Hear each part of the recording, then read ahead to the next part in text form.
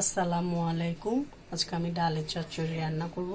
ডালটা ধুয়ে আধা ঘন্টা ভিজিয়ে রাখছি। এরপর পেঁয়াজটা দিয়ে দিব।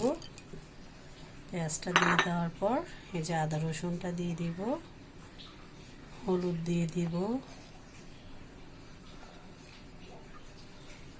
তেল দিয়ে দিব,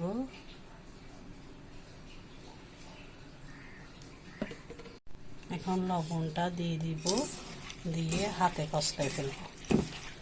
আজকে সবগুলো রান্না হাতে কষলাই করব, মানে হাতে মাখা, হাতে মেখে করব। এরপর ডালের মধ্যে পানি দিয়ে সিদ্ধ বসে দিব। দেখেন ডালের চচ্চড়িটা আমার হয়ে গেছে। এখন আমি ডিমটা দিয়ে দিব। ডিমটা দিয়ে আমি একটু নাড়া দিব। এরপর আমি লাল সবুজ কাঁচামরিচ দিব, দেখতে ভালো লাগার জন্য।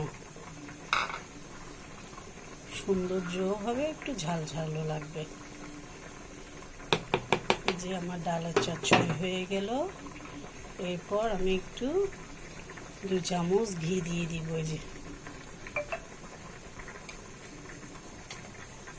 এরকম করে আপনারা খেয়ে দেখবেন, আপনাদের কেমন লেগেছে আমাকে জানাবেন।